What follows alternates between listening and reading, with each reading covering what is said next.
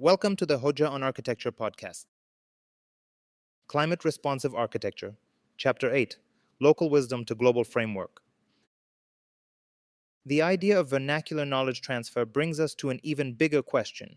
How do we take lessons that are deeply local and apply them at a scale that addresses global problems? Vernacular wisdom has always been rooted in specific places. It belongs to particular climates, materials, and ways of life. A thatched roof in one region has nothing to do with the tiled roof of another, except that both are expressions of human adaptation. This local quality is precisely what gives vernacular architecture its richness. Yet in the age of climate crisis, when environmental challenges know no borders, local lessons must somehow be woven into a global framework. The challenge is not to erase their specificity, but to allow their logic to inform a shared strategy for sustainable design.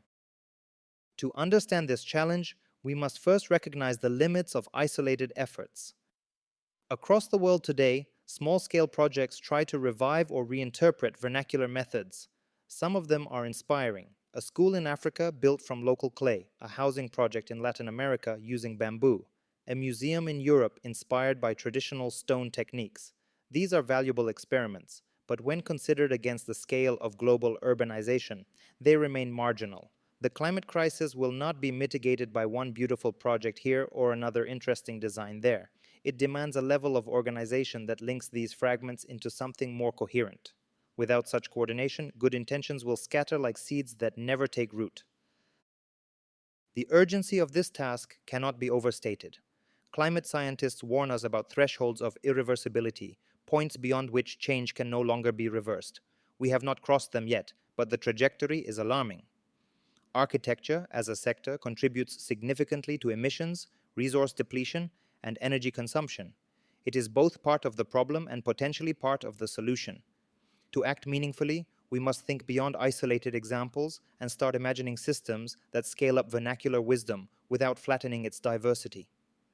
This means asking not only how to design individual buildings, but how to write codes, create policies, and establish networks that embed vernacular logic into the very DNA of contemporary urbanism. Imagine what this could look like in practice. At the global level, organizations such as the United Nations could provide coordination, ensuring that climate data and best practices are shared across borders. At the regional level, research groups could study vernacular traditions within particular climates, deserts, tropics, mountains, coasts, and distill principles that are transferable. At the national level, governments could incorporate these principles into building codes, incentives, and regulations, and at the local level, builders, craftspeople, and communities could apply them in actual construction, adapting them to their own specific contexts. In this layered model, each scale reinforces the other, and knowledge flows in both directions, from the ground up and from the top down. This vision is not entirely theoretical. Small steps towards it already exist. UNESCO has supported projects that document and safeguard vernacular traditions.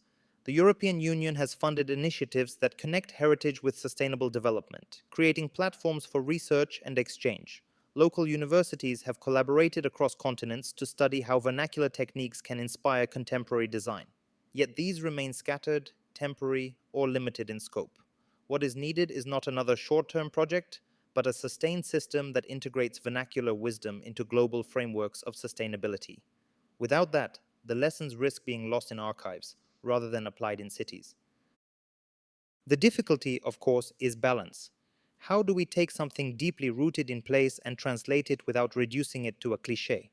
How do we create frameworks that are global in vision without erasing the local particularities that give vernacular meaning? The answer lies in thinking of principles rather than forms. A wind tower in the Middle East cannot simply be copied into a European city, but the principle of natural ventilation can be adapted. A courtyard house in the Mediterranean cannot be transplanted into a northern climate, but the principle of social space that regulates microclimate can inspire other solutions. In this way, vernacular becomes less about images and more about intelligence, about processes rather than products. The role of education is also central to this transition. If young architects, planners, and engineers are taught to see vernacular as a source of knowledge rather than nostalgia, they will naturally integrate it into their practice. Design schools must present vernacular not as a footnote in history courses, but as a living foundation for sustainable practice.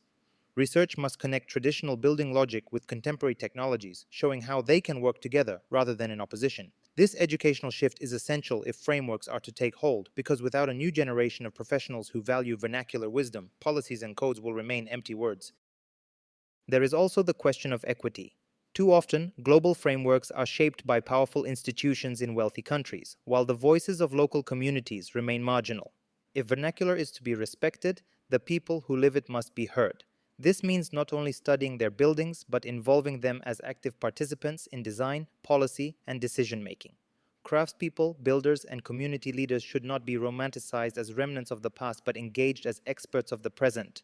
Their contribution must be valued as much as that of engineers or academics. A true global framework for vernacular adaptation will succeed only if it treats knowledge as collaborative, flowing across disciplines, regions, and generations. As we consider this layered system, the contrast with current practice becomes clear. At present, building codes often prioritize industrial standards over environmental logic. Certifications tend to measure energy use but neglect cultural or social sustainability. Urban planning frequently follows economic pressures rather than ecological imperatives. In short, the frameworks we have are fragmented, technocratic, and often blind to vernacular wisdom. To shift towards a genuinely sustainable path, we must reorient these frameworks to recognize that local knowledge is not an obstacle but a resource. It is not the opposite of innovation, it is a partner to it.